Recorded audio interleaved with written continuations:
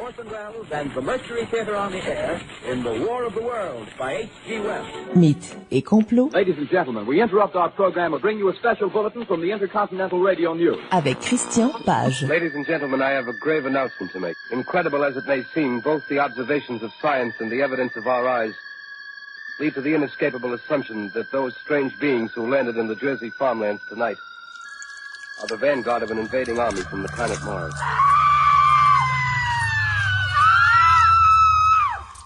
Tout va bien.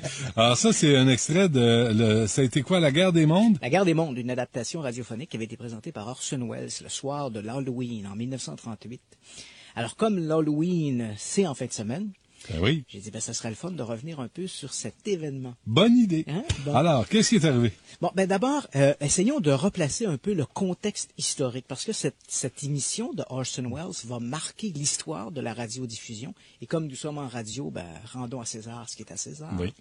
Donc, reprenons un peu le contexte historique. Nous sommes le dimanche 30 octobre 1938. Ce soir-là, à New York, la température est plutôt maussade. Il fait froid. Un brouillard venu de la mer envahit la ville. Au New Jersey, de l'autre côté de la Hudson, il tombe une petite pluie, un petit crachin. Donc, les gens se disent aussi bien rester à la maison. Mm-hmm. Et que fait-on à la maison en cette période d'avant l'avènement de la télévision, des jeux Nintendo, de l'ordinateur? On écoute la radio. Donc, ce soir-là, comme 38% des personnes qui écoutent la radio, on syntonise dès 20h le spécial Chase and Sanborn, qui présente des numéros de variété.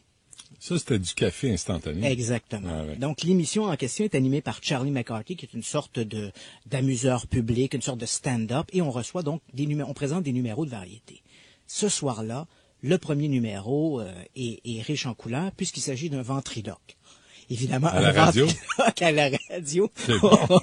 On peut toujours s'intéresser. Mais enfin, ça tient en haleine les auditeurs. Et absolument. Et aux alentours de 8h15, 20h15, ouais. Alors qu'on présente à l'émission une pause musicale où un chanteur vient nous présenter une sorte de pièce un peu folklorique, les gens vont syntoniser une autre chaîne.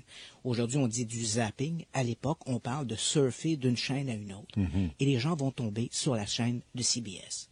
Et à ce moment-là, ils se retrouvent en présence d'un animateur, un journaliste de CBS, un dénommé Carl Phillips, qui se trouve sur une petite ferme au New Jersey, à Grover's Mill, la ferme des Wilmot. Et là, on nous dit qu'un peu plus tôt dans la soirée, un objet mystérieux est tombé sur la ferme. Et on parle d'un objet, on a même rencontré un scientifique, un astronome de Princeton, le docteur Pearson, qui nous raconte que cet objet pourrait être une météorite venue de Mars. Et alors que les gens suivent un peu ce flash d'information, parce que c'est un flash d'information, on entend ce type, ce Phillips, qui nous raconte en détail, minute par minute, ce qui se passe. Et soudain, dans ce cratère, une sorte de lumière apparaît, une luminescence. Et puis soudain, jaillissant de la terre, une sorte de machine articulée, une sorte de multipode métallique. Écoute, Benoît, laissons la parole à Carl Phillips. I can see it now. It's a white handkerchief tied to a pole. Flag of truce.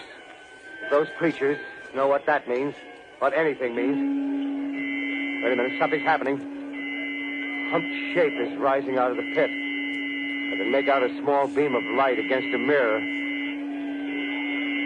What's that? There's a jet of flame springing from the mirror, and it leaps right at the advancing men. It strikes them head on.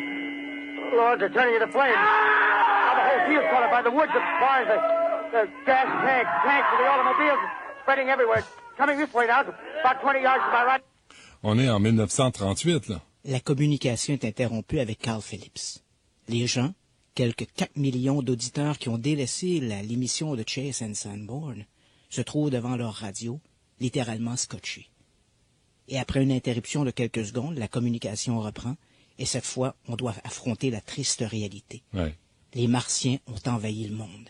Des machines articulées sortent de la Terre, elles mettent le feu partout, des rayons multicolores jaillissent, les gens meurent brûlés comme des torches, et rien ne peut arrêter l'avance des Martiens. Ils se dirigent vers la Hudson River, et bientôt ils vont traverser, et ce sera tout New York qui s'embrasera. Alors les gens devant leur radio se disent, il faut faire quelque chose. Mais quoi faire devant cette invasion de Martiens dont rien ne peut stopper? Alors certains décident de s'enfermer chez eux. On met des linges. Une femme appelle un poste de police, par exemple, pour dire qu'elle a mis des linges autour de sa fenêtre et en dessous de sa porte. Mais malgré tout, le gaz vicié, ce gaz des Martiens entre chez elle. Elle a de la difficulté à respirer. Ses enfants étouffent. Elle crie à l'aide. À l'hôpital de l'autre côté, à Newark, une quinzaine de personnes seront traitées durant la nuit, victimes d'un choc nerveux. Des gens descendent dans la rue et là, à New York, ils sont frappés par ce brouillard et on a l'impression de sentir une odeur âcre. S'agirait-il de ce gaz des Martiens? D'autres décident de se sauver en voiture. Pourquoi? Pour fuir vers la côte ouest. On monte dans nos voitures, on se couvre le visage de linge en espérant pouvoir échapper au gaz des Martiens. Les standards téléphoniques sont littéralement saturés d'appels téléphoniques. On panique. Des gens montent sur le toit des buildings et ont l'impression de voir du côté du New Jersey, là, à Grover's Mill, là où les Martiens ont atterri, ils ont l'impression de voir des lueurs rouges. Les Martiens sont en avance. Partout à travers les États-Unis, des gens paniquent. Et ensuite, à Grover's Mill, là où les Martiens ont débarqué, des gens affluent en voiture avec des armes à feu, des gourdins, des fourches. Pour aller se battre. On va résister aux Martiens. Ah oui. Et bien sûr, lorsqu'on arrive en ville et on demande la ferme des Wilmot, on lui répond qu'il n'y a pas de Wilmot à Grover's Mill, mais il y a un Wilson. Ben tant pis. Le journaliste doit s'être trompé. On se dirige chez les Wilson. Et là, entre les arbres, on voit une sorte de pied métallique. S'agirait-il d'une machine des Martiens? On tire un coup de feu. C'était un château d'eau. Heureusement, si ça avait été les Martiens, on aurait sans doute été brûlés par ce rayon rouge. Il va falloir des heures aux autorités, finalement, pour rétablir le calme, parce qu'il n'y a pas de Martiens, évidemment.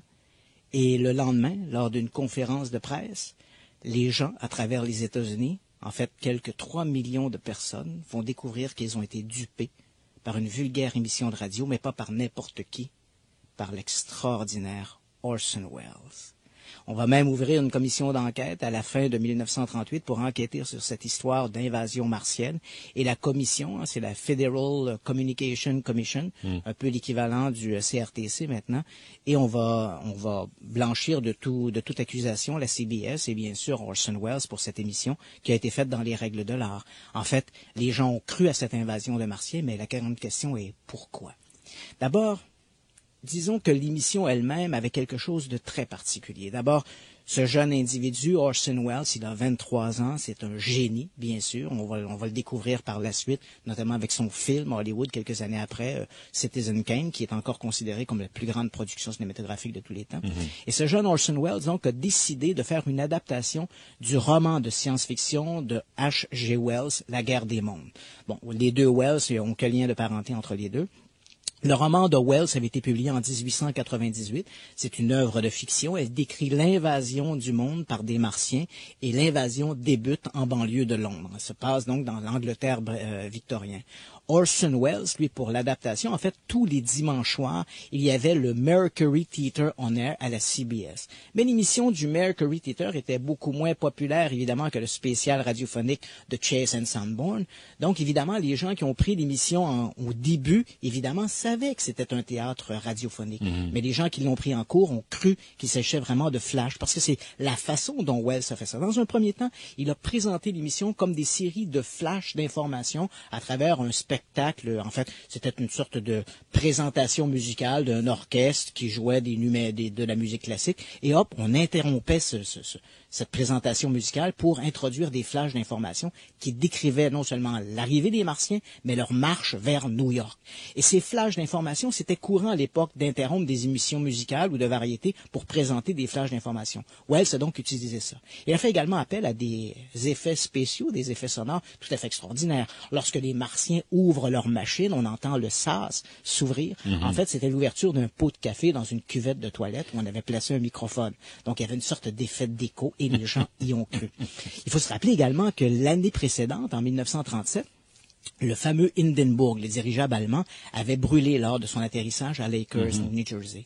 Et on se rappelle que ça avait été un événement qui avait été décrit à la radio en direct par un journaliste qui se trouvait sur place. Et avec l'émotion, bien sûr, il nous décrivait le crash du Zeppelin.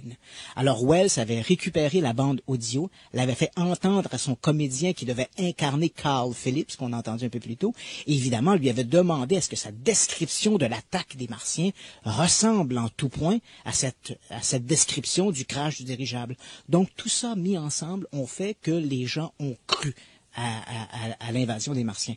Mais évidemment, au-delà de la structure même de l'émission, il y a tout le contexte psychologique. Pourquoi les gens, parce que bon, évidemment, ça nous paraît invraisemblable, comment ces gens-là ont-ils pu croire que le monde était envahi par des Martiens?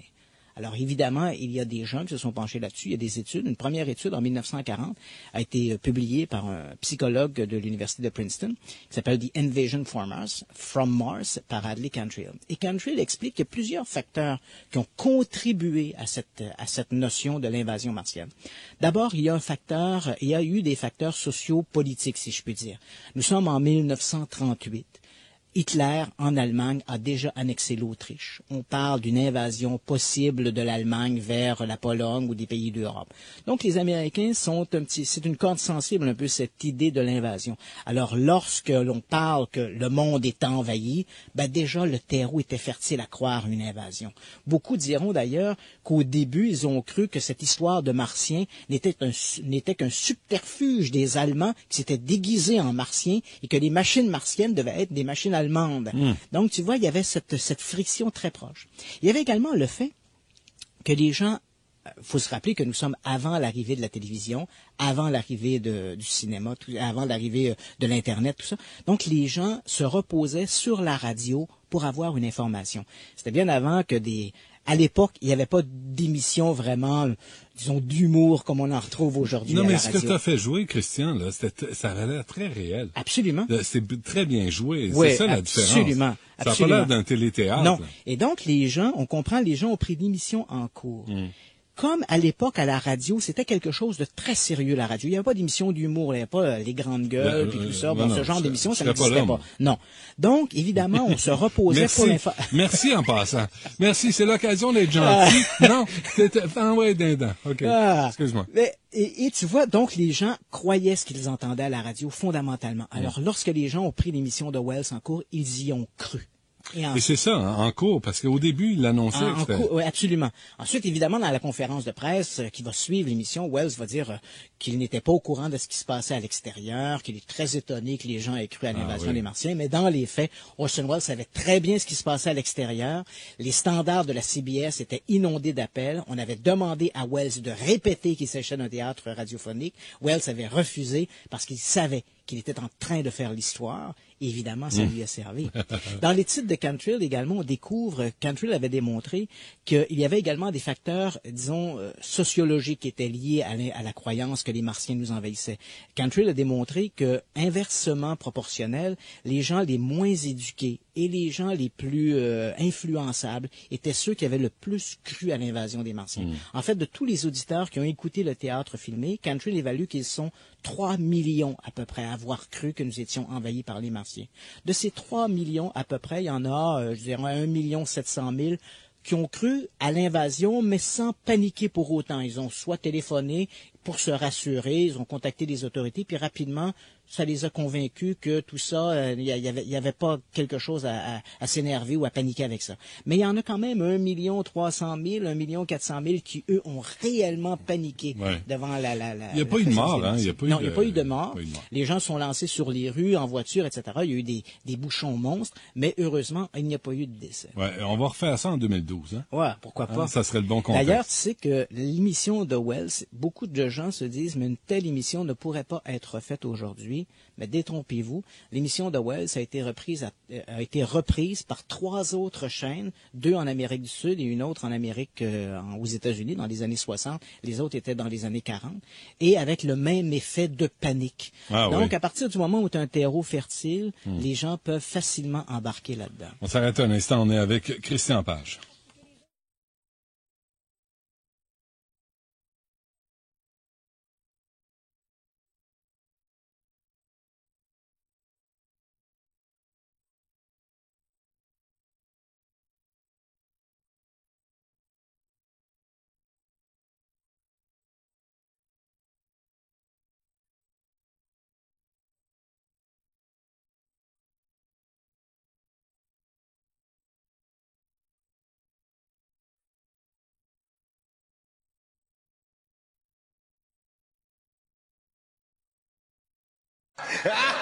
Mythes et complots avec Christian Page.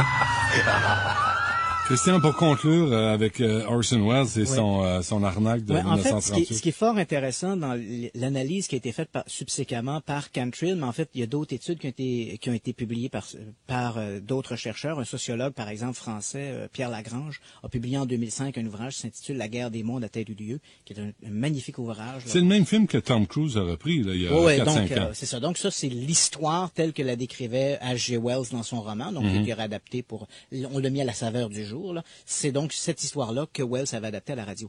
Ce que je voulais souligner avant de terminer avec l'histoire de Wells, c'est que l'étude menée par Cantrill est très significative. Et je pense aujourd'hui que les gens qui s'intéressent aux phénomènes paranormaux, que l'on parle des soucoupes volantes, des fantômes et autres, auraient tout intérêt à lire cette analyse-là. Parce que les gens, on le voit dans l'affaire de Orson Welles, le degré d'éducation, par exemple, l'influence que les gens avaient les uns envers les autres va jouer sur leur témoignage. Les gens ont réellement rapporté des effets physiques. Cette dame qui appelle la police pour dire « j'ai bloqué mes fenêtres, j'étouffe, mes enfants étouffent, c'est le gaz des martiens que je ressens ». Ces personnes qui sont traitées à l'hôpital sous des chocs nerveux ont réellement vécu ils ont réellement ressenti des effets physiques.